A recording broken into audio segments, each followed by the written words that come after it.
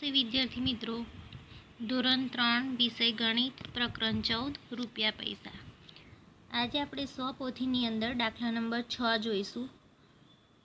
પૈસામાં રૂપાંતર કરવો. બરાબર, અહીંયા રૂપિયા આપ્યા છે, એને આપણે પૈસામાં ફેરવવાના છે.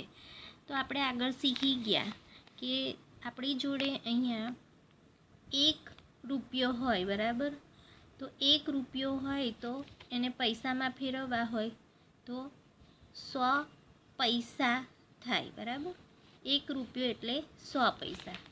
એનો મતલબ કે 50 પૈસા વત્તા 50 પૈસા એટલે 100 પૈસાની અંદર 50 પૈસા હોય એટલે 100 પૈસા થાય, અને 100 પૈસા એટલે 1 રૂપિયો થાય. બરાબર, તો આપણને અહીંયા એવું પૂછ્યું છે કે 2 રૂપિયા છે એને આપણે પૈસામાં ફેરવવા છે.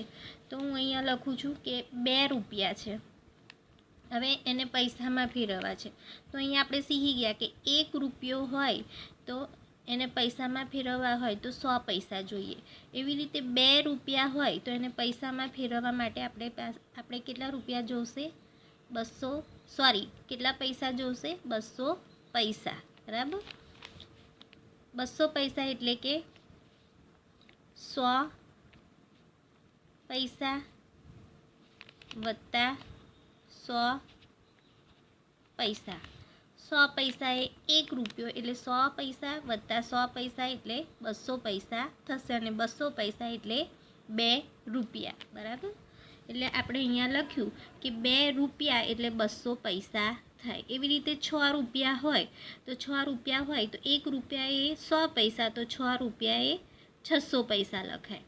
પછી અહીંયા છે કે 9 રૂપિયા .50 પૈસા. પોઈન્ટની પછીના જે રકમ લખેલી છે તેને આપણે પૈસામાં ગણવાની છે, અને પોઈન્ટની આગળની રકમ હોય એ રૂપિયામાં ગણાય.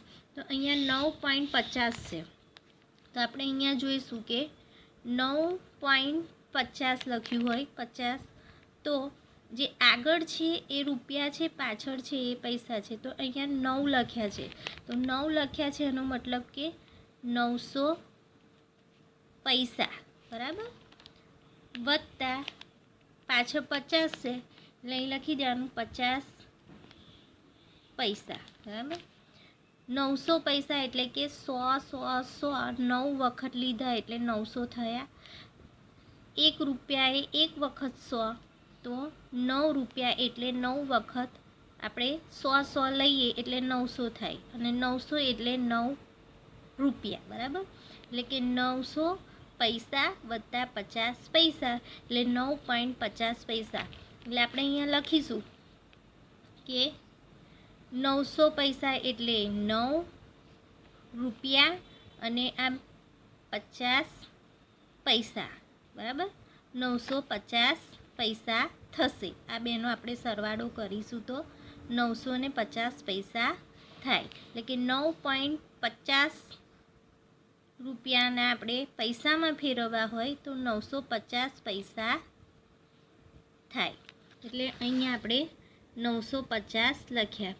એવી રીતે 24.50 તો એને પૈસામાં ફેરવવા હોય તો 2450 પૈસા થાય. બરાબર, એવી રીતે 42.50 પૈસા તો એને પૈસામાં ફેરવવા હોય તો 4250 પૈસા થાય.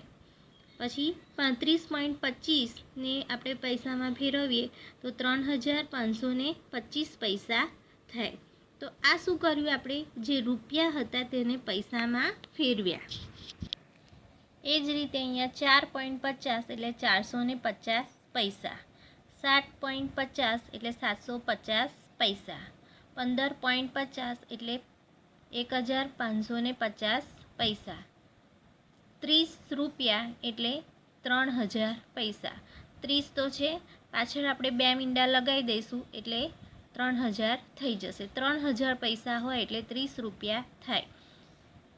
પછી 51.50 રૂપિયા એટલે કે 5150 પૈસા, 48.75 રૂપિયા એટલે 4875 પૈસા. તો આ શું કર્યું કે આ જે રૂપિયા હતા એને આપણે પૈસામાં ફેરવ્યા.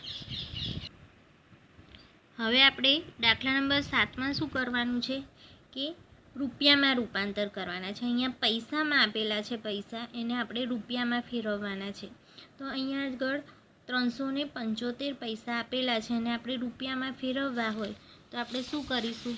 જુઓ, અહીંયા માનો કે 375 પૈસા લખ્યા છે, બરાબર.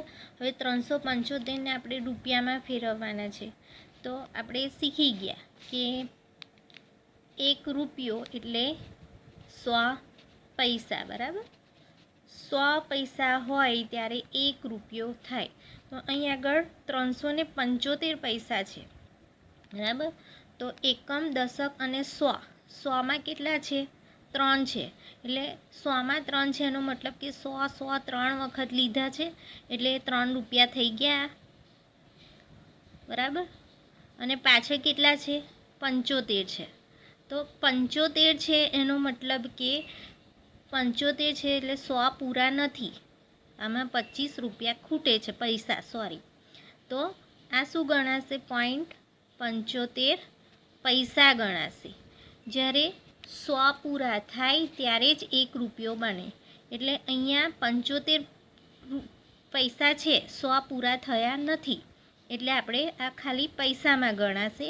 અને આ જે 3 છે એ રૂપિયામાં ગણાશે, કારણ કે અહીંયા 3 એ 100ના સ્થાન ઉપર છે, એટલે 3ની સ્થાન કિંમત 300 થશે. એટલે કે 100 3 વખત છે એટલે 3 રૂપિયા 0.75 પૈસા. આ રીતે આપણે આ જે પૈસામાં હતા તેને આપણે અહીંયા રૂપિયામાં ફેરવ્યા કે 3 રૂપિયા ને 75 પૈસા થાય. એટલે આપણે અહીંયા લખ્યું કે 3 રૂપિયા ને 75 પૈસા. હવે અહીંયા છે 500 પૈસા. તો 500 પૈસા લખ્યું છે, એને આપણે રૂપિયામાં ફેરવવા હોય તો અહીંયા તો સીધું જ છે કે એકમ, દશક અને 100. તો 100ના સ્થાન ઉપર કેટલા છે? 5 છે, બરાબર. એનો મતલબ કે 100 5 વખત લીધા એટલે કેટલા થઈ ગયા? 5 રૂપિયા, બરાબર. એટલે આ 500 પૈસાને આપણે રૂપિયામાં ફેરવીએ તો કેટલા રૂપિયા થશે? 5 રૂપિયા. એટલે આપણે અહીંયા જવાબમાં 5 લખ્યા. પછી અહીંયા જુઓ 810 પૈસા. હવે 810 પૈસા છે, બરાબર. હવે 810 પૈસા છે, એમાં જુઓ એકમ, દશક અને 100. તો 100ના સ્થાન ઉપર કેટલા છે? 8 છે. એનો મતલબ કે 100 8 વખત લીધા છે એટલે 8 એ શું થઈ ગયા? રૂપિયા. 8 રૂપિયા અને પાછળ 10 છે, એનો મતલબ કે 100 પૂરા નથી, ખાલી 10 પૈસા જ છે, એટલે 0.10 લખવાના. તો 8 રૂપિયા અને 10 પૈસા. તો આ 810 પૈસાને આપણે રૂપિયામાં ફેરવીએ તો 8 રૂપિયા અને ઉપર 10 પૈસા થાય. એટલે આપણે અહીંયા લખ્યું કે 8 રૂપિયા 0.10 પૈસા. એ રીતે અહીંયા 645 પૈસા છે. તો એકમ, દશક અને 100, 100ના સ્થાન ઉપર 6 છે એટલે 100 6 વખત લીધા એટલે થઈ ગયા 6 રૂપિયા. એટલે અહીં 6 લખ્યા. પોઈન્ટ પાછળ 45 છે એટલે 100 પૂરા નથી, ખાલી 45 પૈસા જ છે, એટલે 0.45 લખ્યા. એટલે કે 6 રૂપિયા 0.45 પૈસા. એવી રીતે અહીંયા જુઓ એકમ, દશક, 100 અને 1000, એટલે કે 1000 પૈસા છે.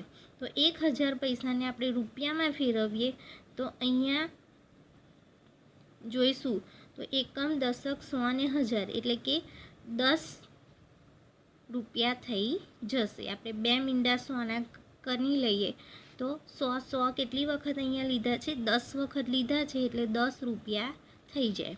પછી અહીંયા જુઓ 490 પૈસા. 490 પૈસાને રૂપિયામાં ફેરવીએ તો 100ના સ્થાન ઉપર 4 છે એટલે કે 100 4 વખત લીધા છે એટલે કે 4 રૂપિયા થશે. 100 4 વખત લઈએ એટલે 4 રૂપિયા. પોઈન્ટ ઉપર પાછળ કેટલા છે? 90, એટલે કે 100 પૂરા નથી, 10 ખૂટે છે, એટલે આ 90 પૈસામાં ગણાશે. એટલે 4 રૂપિયા 0.90 પૈસા, બરાબર. એ જ રીતે અહીંયા જુઓ 900 પૈસા છે. તો 900 પૈસા છે એનો મતલબ કે 100 9 વખત લીધા એટલે 900 પૈસા થયા. એટલે 9 રૂપિયામાં ગણાશે, બરાબર. 100 9 વખત લઈએ એટલે 9 રૂપિયા થાય, બરાબર. 100 એ 1 રૂપિયો, 200 હોય એટલે 2 રૂપિયા, 300 હોય એટલે 3 રૂપિયા, એમ અહીંયા 900 છે એટલે કે 9 વખત 100 લીધા છે એટલે 9 રૂપિયા. પછી 725 પૈસા, તો 100ના સ્થાનમાં 7 છે, એનો મતલબ કે 100 7 વખત લીધા છે એટલે 7 રૂપિયા ગણાશે, પોઈન્ટ ઉપર 25 પૈસા.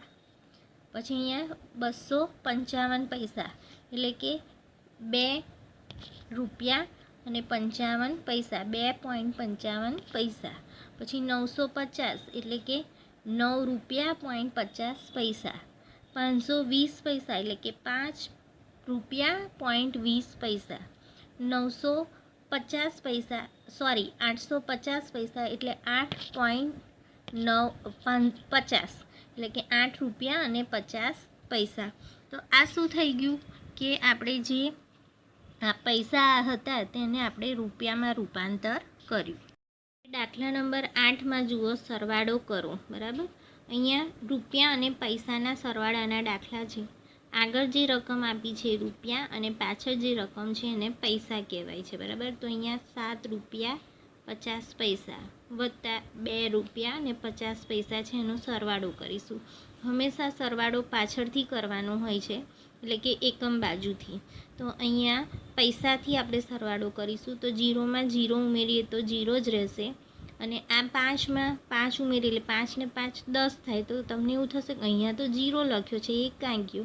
તો અહીંયા 5 ને 5 10 થાય, એટલે 10 જો હું અહીંયા નીચે મૂકીશ તો થઈ જશે 100 થઈ જશે, બરાબર. હવે આપણે આગળ શીખી ગયા કે 100 પૈસા એટલે 1 રૂપિયો થાય, એટલે 1 રૂપિયો અહીંયા 10 મૂકું, 1 મૂકી દઉં તો 100 રૂપિયા થઈ જશે. એટલે 100 રૂપિયા, સોરી 100 પૈસા એટલે 1 રૂપિયો, અને 1 રૂપિયો થયો એટલે આપણે આપણે અહીંયા રૂપિયાના સ્થાનમાં મૂકી દેવાનું, બરાબર. એટલે અહીંયા 0 અને 1 અહીંયા રૂપિયાના સ્થાનમાં ઉપર મૂકવાનું છે. હવે 7 ને 1 8, 8માં 2 ઉમેરો 9 અને 10 એટલે અહીંયા 10 લખી દેવાના. તો જવાબ થઈ ગયો 10 રૂપિયા, અને પૈસામાં તો 0 0 છે એટલે કુલ 10 રૂપિયા થશે. એવી રીતે અહીંયા જુઓ, અહીંયા રૂપિયા પૈસામાં ઉપર 5 રૂપિયા છે અને વત્તા નીચે 9 રૂપિયા છે. હવે 9 રૂપિયા અને 50 પૈસા છે, સરવાળો કરીશું તો 0માં 0 ઉમેરીએ તો 0, 0માં 5 ઉમેરીશું તો 5 જ રહેશે, અને 9માં 5 ઉમેરીએ તો 14 રહેશે.